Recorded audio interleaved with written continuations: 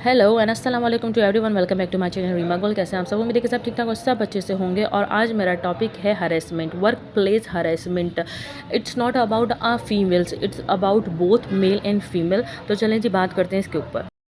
First of all तो हमें ये समझना ज़रूरी है कि हरेसमेंट का मतलब क्या है। हरेसमेंट का मतलब है हरासा करना। और जब मैं बात कर रही हूँ वर्क प्लेस हरेसमेंट की, तो इसका मतलब आप लोगों के माइंड में यही होगा कि काम करने की जगह पे आप लोगों का हरासा किया जा रहा है। अब वो हरासा करना आदमी को भी कर सकते हैं और औरत को भी कर सकते हैं। कहीं पे भी वर्क प्लेस पे ये नहीं होता कि सिर्फ औरतों को ही हरेस किया जा रहा है और आदमी नहीं। हाँ जी, आदमियों को भी किया जाता है, ये पॉसिबिलिटी है। और एनवायरनमेंट में काम करने की जगहों पे ऐसा हो रहा है। हरेस करने के बहुत से तरीके हैं, ठीक है जी। लोग वर्बली आपको अप्रोच कर सकते हैं, लोग फिज़िकली आपको अप्रोच करते हैं और हरेस कर देते हैं, ठीक है। अब वर्बल में लोग आपको बातचीत के ज़रिए हरेस कर रहे होते हैं और फिज़िकली तो पता है, ज़ाहिर सी बात है, आपको टच करके और तंग करके आपको हरेस कर रहे होते हैं, ठीक है। लेकिन मसला यहाँ पे ये, अगर मैं बात कर रही हूँ कि क्या कहते हैं, टच कर लेना या बोल लेना या ज़्यादती कर लेना या बदतमीज़ी कर लेना, ये हरेसमेंट है। ये तो हरेसमेंट है ही है। अगर वर्क प्लेस में आपको कोई टॉन्ट कर रहा है, ठीक है जी, आपकी बॉडी लैंग्वेज के बारे में बात कर रहा है, आप अगर सपोज़ करें कोई इंसान है, ठीक है, वो हकलाता है, आदमी या औरत एक्स वाई जेड कोई भी ले लें आप, ठीक है, वो हकलाता है, ठीक है, लंग है उसकी ज़बान में या उसकी टांग में या वट एवर कोई इशू है, ठीक है जी। डिसेबल लोग भी काम कर रहे हैं, ठीक है जी, तो लोग टॉन्ट करते, तो आप यकीन माने वो उठ के कंप्लेन कर सकते हैं, ये लॉ है, ठीक है जी। ये हरेस कर रहे हैं, आप उसकी डिसेबिलिटी के बारे में बात कर रहे हैं, आप उसको मोटिवेट नहीं कर रहे, आप उसको डिसमोटिवेट कर रहे हैं। इट्स मीन कि आप उसको हरेस कर रहे हैं। आपके कपड़ों पे कोई बातचीत इस तरीके से हो रही है जो आपको हरेस करने की कोशिश की जा रही है, ठीक है जी। रंग, नस्ल, आप सोचें कि इतनी छोटी छोटी चीज़ें, माइनर सी चीज़ें हैं जिनके बारे में लोग बात करते हैं और टॉन्ट करते हैं, वर्क प्लेस पे आपको हरेस करते हैं। तो ये वो छोटी छोटी वजहें हैं जो बहुत बड़ी बन जाती हैं। कोई भी इंसान अगर बाहर नौकरी करने जा रहा है, काम करने जा रहा है, कोई बिजनेसमैन है, कोई वर्कर है, ठीक है जी, कोई बैंकर है, कोई डॉक्टर है, एनीवन, ठीक है जी, कोई लेबर है, एक्स वाई जेड मैं कहती हूँ, कोई अपर से लेकर लोअर तक बंदा है, ठीक है, वो काम कर रहा है। Everyone should respect. वो काम के लिए बाहर निकला है, उसको पैसे भी कमाने हैं, लेकिन पैसे के साथ साथ उसको इज्जत भी कमानी है। यहाँ पे मेरा ये कहना गलत नहीं होगा कि everyone wants dignity and respect. सबको चाहिए होती है, किसको नहीं चाहिए थे, हर इंसान को चाहिए होती है। अब हमारे यहाँ अगर कराची की बात की जाए, कराची का माहौल इस तरीके से का है कि कोई सीट पे बैठ गया है ना, तो वो समझता है कि मेरे पास पावर है, ठीक है जी, और मैं तो मरते दम तक इस सीट का ना ऐसा मालिक हूँ, इस चेयर की, ये चेयर मेरी है। मतलब मरते दम तक उसने वो चेयर अपने साथ लेके जानी, वो पावर में हल्का होगा ही नहीं भाई, या होगी ही नहीं। इसी तरीके से अगर एग्जाम्पल लूँ, मैं बात करती हूँ अपनी, किसी और पे मैं क्या आप लोगों को बात करूँ, मैं एज ए जेन्युइन तौर पर बात करूँगी अपनी। When I was working in a Marriott hotel and I was meet a girl that name Dua थी, ठीक है जी। अब उनका नाम दुआ था। अब उन्होंने किया क्या, ठीक है, she was a commis three के लेवल पे थी और वो मुझे हरेस कर रही थी और मैं एज ए ट्रेनी थी। आप सोचें कि हम ट्रेनी गए, ठीक है जी, हमारा काम है काम सीखना ना, वो मुझसे अपना टोटल सारा काम ले रही थी। एट दी एंड वो मुझे हरेस भी कर रही थी, चीखना, चिल्लाना, बदतमीज़ी करना। इट्स नॉट अ हरेसमेंट भाई, किसने बोला नहीं है, इट्स ओवरऑल हरेसमेंट भाई, ये हरेसमेंट है। अभी ऐसा पॉसिबल नहीं है कि सिर्फ मेरे साथ ऐसा सलूक हो रहा था कि मैं ट्रेनी हूँ। ओवरऑल हम जितने भी ट्रेनीज गए थे ना, कोई 25 लोग, ठीक है जी, 25 लोग में से हाफ एंड हाफ क्या कहते हैं पीसी और मैरियड, तो जितने भी थे हम लोगों के साथ ये सलूक हुआ है, ठीक है जी। ऐसा नहीं है कि हम लोगों को बहुत प्रोटोकॉल दिया और बहुत इज्जत दी गई है जी, बिल्कुल हम लोगों के साथ ट्रेनीज में कहती हूँ लेबर से भी बदतर सलूक किया है हम ट्रेनीज के साथ। और आप कहीं पे भी देखें, ओवरऑल द वर्ल्ड अगर आप बाहर देखते हैं, तो किसी भी ट्रेनी के साथ, किसी भी स्टूडेंट के साथ इस तरीके का सलूक नहीं होता। जहाँ पे आप काम सीखने जा रहे हो, तो वहाँ पे तो आपको काम सिखाते हैं ना, ठीक है। अब हम बात करते हैं अगर कराची में, कि भाई कराची में तो ऐसे ही मामलात होते हैं और जी कराची में तो ऐसे ही सिखाया जाता है, तो भाई आप अपना रवैया चेंज करें ना, आप अपना एटमॉस्फेयर चेंज करें। पढ़ी लिखी जगह पे मैं कहती हूँ 5 स्टार इंटरनेशनल होटल्स पे भी अगर आप बदतमीज़ी और चीखना चिल्लाना और मतलब इस तरीके से, मतलब अनएजुकेटेड वे में अगर आप किसी को टीच कर रहे हैं, तो हम कहाँ से कहेंगे कि ये 5 स्टार स्टार होटल है और ये इंटरनेशनल होटल है।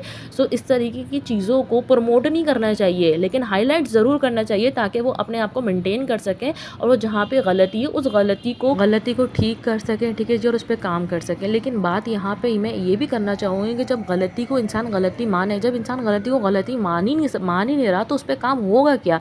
इसी तरीके से मैं इस किस्से को आगे लेके जाती हूँ और ये बात आप लोगों से डिस्कस करूँगी कि जब हमारी ये बदतमीज़ी जो दुआ मैडम ने मेरे साथ की इन किचन, तो ये थोड़ी आगे बढ़ गई। और जब ये आगे बढ़ी तो मैं इन शॉर्ट में आप लोगों को बताऊँगी कि आप लोग इससे सीखें, ठीक है, इससे सीखें। तो अब ये होता क्या है कि ये जब एग्जीक्यूटिव शेफ़ है, ठीक है जी, एग्जीक्यूटिव शेफ़ हैं शेफ़ अली, ठीक है जी, मेरी उनसे फ़र्स्ट टाइम मुलाकात थी और आप लिटरली यकीन करें मैं बहुत पढ़ा लिखा इंसान समझती थी, मैं बहुत एजुकेटेड इंसान समझती थी और मैं समझती थी कि शेफ़ एक बहुत रिस्पेक्टेबल जो है ना प्रोफेशन है।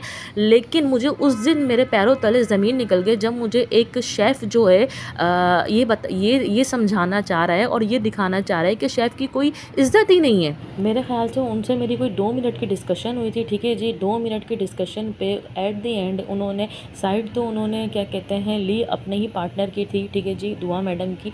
लेकिन बात सिर्फ इतनी आती है एट द डिस्कशन की उन्होंने मेरे से कोई बात नहीं पूछी तरीके से, और जो मैंने एक लफ्ज़ एक लाइन बोली थी, ठीक है, कि ये मुझे मिसगाइड कर रही हैं और मेरे से मिसबिहेव कर रही हैं, तो उन्होंने यकीन करें उनको कुछ नहीं कहा। उन्होंने मुझे ये कहा कि हम में आप जैसे ट्रेनीज़ की यहाँ पे कोई ज़रूरत नहीं है, जबकि मैं अपना काम दे रही हूँ, 100% दे रही हूँ, 50% तो देना चाहिए कि मैं एज़ अ ट्रेनी हूँ, लेकिन मैं वहाँ पे अपना 100% देने की कोशिश कर रही हूँ। क्यों? क्योंकि मैं वहाँ पे समझी जा रही हूँ एम्प्लॉय, जबकि मैं वहाँ पे एम्प्लॉय नहीं हूँ। काम मुझसे एम्प्लॉय की तरह लिया जा रहा है और ट्रीट मुझे लेबर से भी बदतर किया जा रहा है। तो सोचें आप क्या क्या क्या सोचते हैं? मैं तो ये सोचती हूँ कि इंसान अगर बाहर काम करने निकल रहा है तो उसको काम के साथ इज़्ज़त भी चाहिए ना। पैसे भी कमाने हैं, काम भी करना है, लेकिन इज़्ज़त तो मायने रखती है। लेकिन लास्ट एट द एंड वो इंसान मुझे ये कह देता है कि हमें आप जैसे ट्रेनीज़ की ज़रूरत नहीं है, आप जैसे ट्रेनीज़ को इस ब्रांड मैरियट की ज़रूरत है।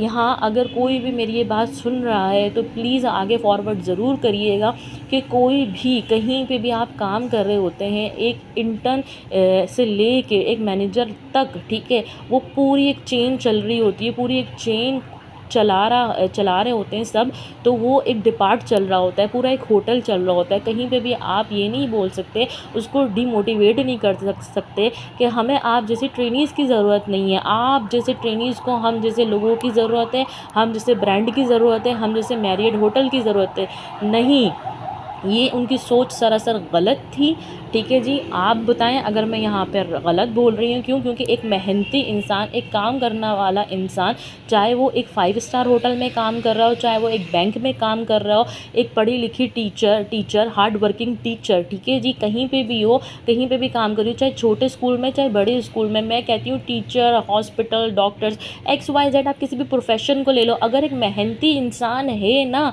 तो जाहिर सी बात है उसकी एक वर्थ है, ठीक है। ब्रांड चल रहे होते हैं ना, इनको लोग ही चला रहे होते हैं और वो आम लोग होते हैं, ठीक है। तो आम लोगों से मिल के एक बहुत बड़ा ब्रांड बनता है। बहुत बड़ा ब्रांड ऐसे ही नहीं बन जाता। तो जो कि उनकी एक मिसकंसेप्शन मुझे कहना चाहिए उनके माइंड में था, जो कि मैं क्लियर नहीं कर पाई, क्योंकि हम एक छोटी सी चीज़ें, हम एक अदना सी चीज़ें, और यही समझा जाता है जब तक कोई एक इंसान बड़ा ब्रांड बन के नहीं आता, ठीक है जी। और शुरुआत हमेशा अदने से ही होती है, लेकिन लोगों को ये समझ में नहीं आती। ये तो पर्सनली एक मेरी अपनी एग्जाम्पल मैंने आप लोगों को डिस्कस की, ठीक है। अब मैं आप लोगों से एक सेकंड एग्जांपल डिस्कस करूँगी, ठीक है जी। मेरी एक फ्रेंड थी, उनके साथ थी स्किन प्रॉब्लम, ठीक है। अब स्किन प्रॉब्लम थी तो उनको क्या हुआ, कुछ लीव्स की ज़रूरत पड़ी थी, जिस पर उनके मैनेजर ने उनको मेडिकल लीव्स दे दी थी, ठीक है जी।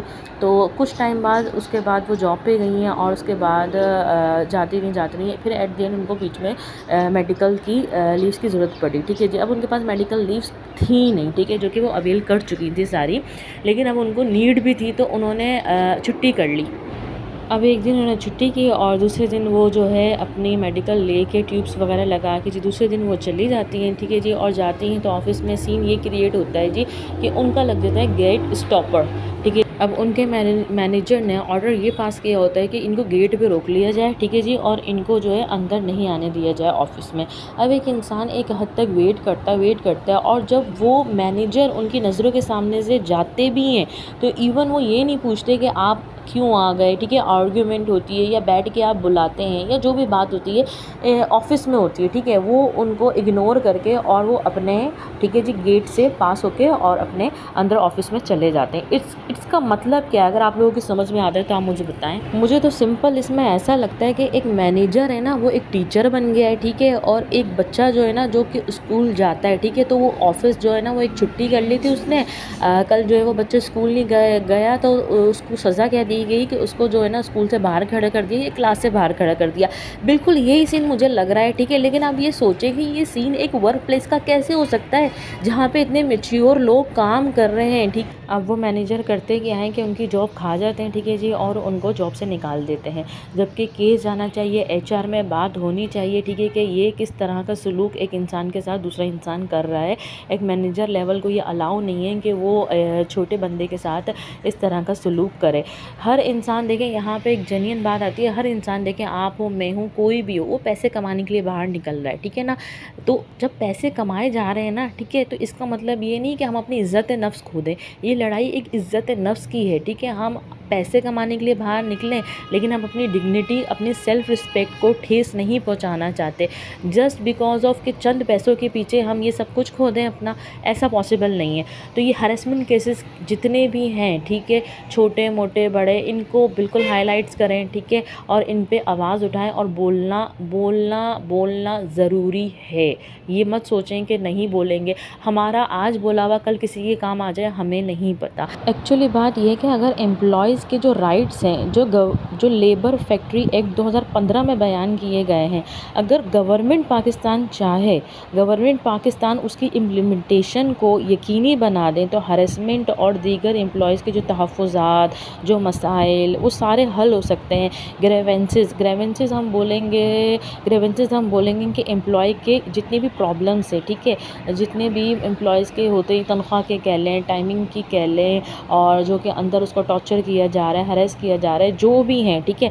ग्रेवेंसेस हम यहाँ पे वर्ड यूज़ कर रहे हैं कि लॉ ऑफ लैंग्वेज, ठीक है, हमारे यहाँ पे लॉज बनाए गए हैं, ठीक है, कानूनी तहफ़्फ़ुज़ हम लोगों को दिया जा रहा है, ठीक है। अगर हम लोगों को इसकी नॉलेज नहीं है तो यहाँ पे हमारा सारा खेल ही लैक ऑफ नॉलेज का है कि हम लोगों को अवेयरनेस ही नहीं है कि फैक्ट्री एक्ट बुक एक है, फैक्ट्री एक्ट बुक 2015 में, ठीक है जी, लॉ बन चुका है, हम लोगों को उसकी नॉलेज नहीं है, अपडेट नहीं है। तो अगर हम इसके तहत बात करना चाहें तो हम कर सकते हैं। वो हम तब करेंगे जब हमें इसकी नॉलेज होगी ना, जब हमें इसकी अवेयरनेस होगी। जब हमें इन चीज़ों की अवेयरनेस ही नहीं है तो हम अपने लिए स्टैंड क्या ले सकेंगे। हमारे लिए एक्ट बने हुए हैं, फैक्ट्री एक्ट बना हुआ है 2015 में, लेकिन हमने उसको किस तरीके से उसके लिए स्टैंड लेना है। तो साइबर क्राइम FIA एक बहुत ही बड़ा, ठीक है, बहुत ही बड़ा इदारा है जहाँ पे कंप्लेंट्स जाती हैं, ठीक है। हम चाहें तो जिनके XYZ कोई भी इश्यूज़ हों, ठीक है,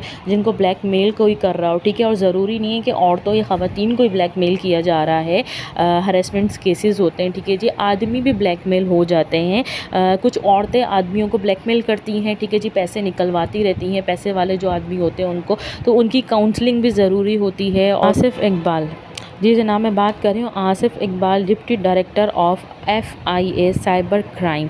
तो ये बहुत एक अच्छे इंसान हैं और बहुत ही अच्छा काम कर रहे हैं साइबर क्राइम के अंदर। और अब जो है ऑनलाइन भी पोर्टल अवेलेबल है इनका, जो लोग जिनके साथ केसेस हैं हरेसमेंट के XYZ के और वो नहीं जा सकते तो वो ऑनलाइन पोर्टल पे जाएँ, ठीक है जी, फॉर्म आएगा, वो फॉर्म फिल करें और उनकी टीम आपसे खुद घर बैठे रब्ता करेगी, ठीक है जी, और आपके लिए स्टैंड लिया जाएगा। और दूसरी चीज़ आ जाती है कि जो लोग जाना चाहते हैं तो जी उनका एड्रेस है गुलिस्तान जौहर में, दारुल सेहत हॉस्पिटल के करीब इनका ऑफिस है, ठीक है जी। आप लोग जा सकते हैं, कंप्लेंट अपनी करवा सकते हैं और अपने लिए स्टैंड ले सकते हैं। याद रहे कि हम लोग अपने लिए स्टैंड लेना चाहते हैं, बोलना चाहते हैं, खड़े होना चाहते हैं। हम 4 पैसे कमाने के लिए निकले हैं, हम अपने आप को साबित करने के लिए निकले हैं, ठीक है, लेकिन हम अपनी इज़्ज़त नफ्स को कुचलने के लिए नहीं निकले, हम अपने आप का इस्तेमाल करने के लिए नहीं निकले कि कोई आए और हमें यूज़ करके चला जाए। सो अपनी वैल्यू पहचानें, अपनी वर्थ पहचानें और इज़्ज़त नफ्स को ना कुचलें, बराए मेहरबानी, ठीक है जी। इज़्ज़त दें, इज़्ज़त लें, एक दूसरे का ख्याल रखें और माहौल को खूबसूरत बनाएं। थैंक यू, अल्लाह हाफ़िज़।